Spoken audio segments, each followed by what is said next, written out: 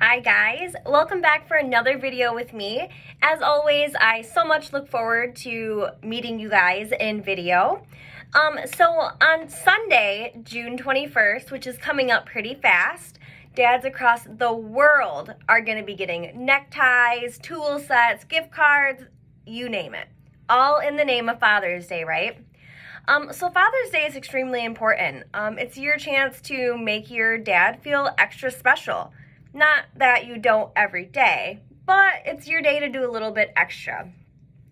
It's a day to reflect on past memories and basically just a way to make new ones that you're going to cherish, right? So just to honor Father's Day, I went and did some digging, and I looked for some things about Father's Day that you may not know. So I'm going to go ahead and just jump right on in. So let's first talk about how Father's Day became a holiday. So it's actually kind of an interesting story. So it goes all the way back to 1909. So there was a lady, okay, her name was Sonora Dodd.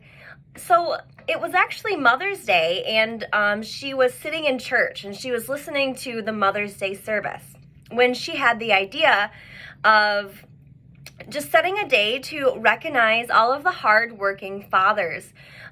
So she thought of her own father as she was celebrating Mother's Day. Okay, she thought about her father being a widower, a Civil War veteran, and a single father to 6 children. So he did a lot of great things and was still continuing to raise 6 children. So what she wanted to do is she basically sat down and thought, okay, how can I make this happen? She started reaching out to different places in the community, the different churches and just other things like that around town. So she decided that it'd be a good idea to basically have a community gathering. She just wanted to be able to recognize all of the hardworking dads because up to this point, there was only Mother's Day. So she actually lived in Washington, and Washington is actually known for holding the first statewide Father's Day. So in 1910, so that was a long time ago, but it wasn't actually made official. That's just the first time on record that people came together as a community and had celebrations honoring men or fathers. So Father's Day takes place on the third Sunday of June, but it wasn't actually always so. So the whole idea Dodd had was to kind of remember her own father. So her whole idea was, I'm going to have it on June 5th. She was hoping that we could have the celebration, or they could have the celebration, on her father's birthday. That way it would not only honor her dad, but all dads could be honored, right? But it was a kind of special way that she wanted to come up with to honor her own father. So the town thought it was a wonderful idea, and they started putting together all these different festivities, okay? They wanted to have a big party. So all of these organizations, these churches and places in the community said, hey, well, you had this last minute idea, and even though things are going well, we just don't have enough time to put this whole festival together by the 5th. So what happened was the mayor actually reached out to Dodd and told her, this just isn't going to happen. It's just too much. Our plans are too big. We're going to need more time for planning and just kind of getting our supplies and setting up. So that is why it just so happens to be where it is now. So it wasn't supposed to originally be there, but it's worked out. It's kind of stuck, right? So Father's Day it started out different than we kind of celebrate it today. So the original way that they were actually celebrating Father's Day was they went to church and they did a Father's Day service or a Father's Day Mass. So Father's Day, during this Mass, the daughters of all of these fathers would come up with a rose, with a single rose, and hand it to their father just to honor them.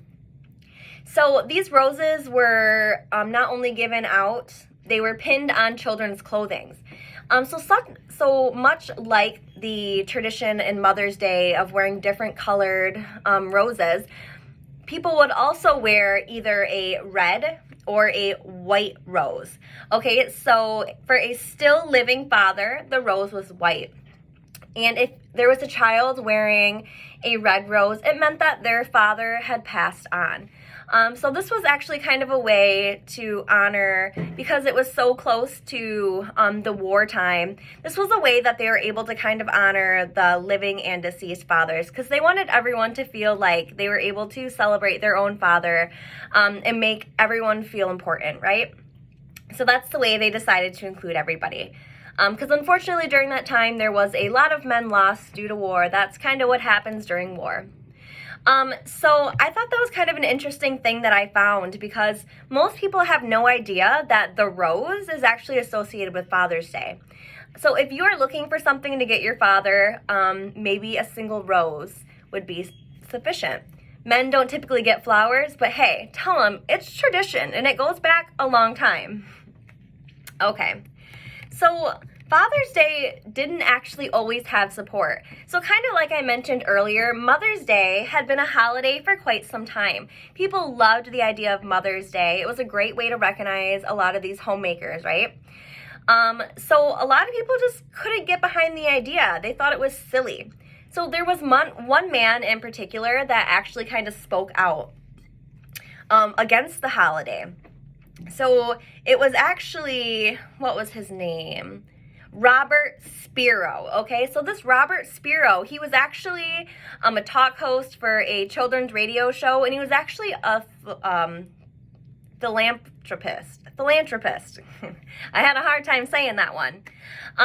So he says, hey, you know, we shouldn't even have Father's Day. We really shouldn't have Mother's Day. So he came up with this whole idea of this holiday to celebrate parents in general, both parents at once.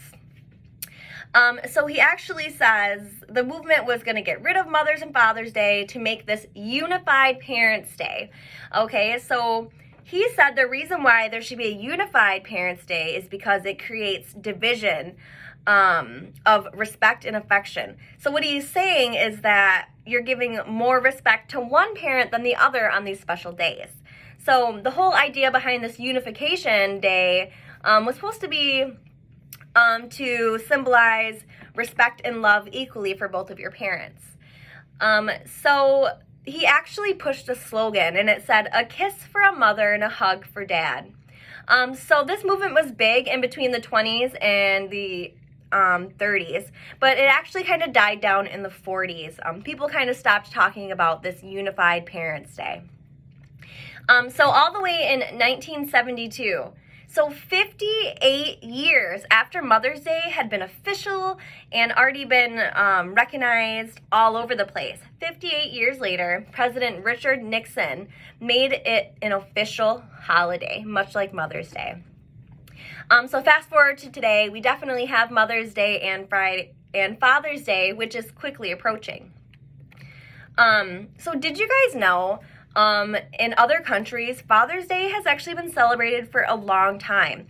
In the US, like I said, it's only been official since the early 70s. But in other places, fathers have always been celebrated, remembered, and revered. So all the way going back to the Middle Ages, Catholics from Europe would actually do a whole celebration. They would have these parties and these feasts, and the whole idea behind it was to honor Saint Joseph, and it was celebrated on March 19th. So the whole celebration was supposed to be about Joseph, who was supposed to be the foster father of Jesus. See, this is where it connects back to the Catholic faith. So it eventually turned into a day just to celebrate fatherhood in general. But that is kind of interesting that it does have roots in religion. Kind of interesting, right? So before we end, I did find some other kind of cool, interesting little things, some fun facts that I want to share with you guys, because why not? So not everybody has actually loved Father's Day, but Google, the company, once you go to a search engine, if you have a question, a lot of times you think, hey, I'm going to Google it. So Google has always loved Father's Day. If you pay attention to the Google search engine, depending on the holiday or the special day, they'll have little cartoons and things by your search bar. They have been known to have little Father's Day doodles since the year 2000. 3 times there were dads sleeping in hammocks, and a lot of times they feature dads with ties. So they have always made a point to definitely point out Father's Day, because unfortunately, Father's Day has always kind of come in second to Mother's Day. So he just wants to spend time with you. So all the way back in 1976, so if you put 70 fathers in a room, 1 out of every 70 fathers was actually a stay-at-home dad. They were actually the ones staying home with their children and raising them. So fast forward all the way to 2015, being a stay-at-home dad became much more common. Every 1 in 10 fathers was actually a stay-at-home dad. So definitely this is during a time where things have kind of switched, right? A lot of women are no longer becoming homemakers. They're getting jobs outside of the home. They're working hard, and they're able to make just as much money as men. So kind of an interesting thing that it doesn't matter on gender or not. It kind of just works out either way. I also think it's extremely important for fathers to be involved in a child's life just as much as the mother.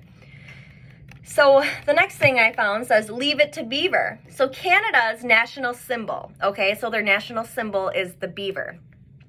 So the beaver is the only, not the only, one of the very few male animals in the animal kingdom that actually sticks around after the babies are made to be raised.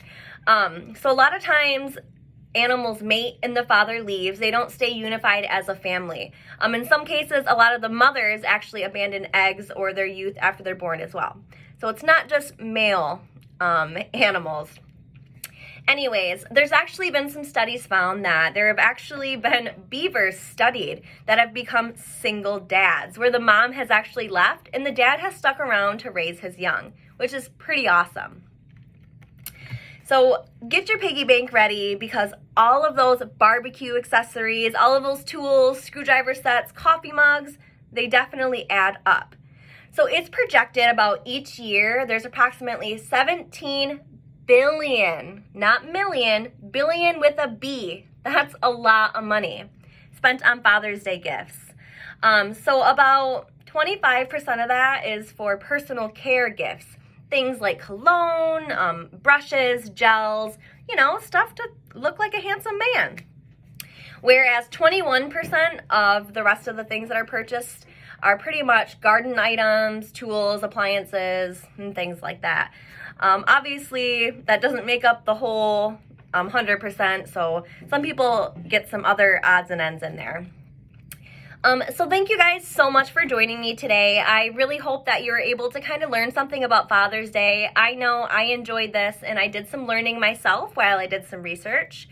As always, if you enjoyed this video, feel free to give us a like, and always, we're looking for comments to share things maybe that you found interesting, or even something that you'd like to see next. So until next time, guys, I hope that entertained you for a while, and I'm looking forward to seeing you guys again. All right, bye.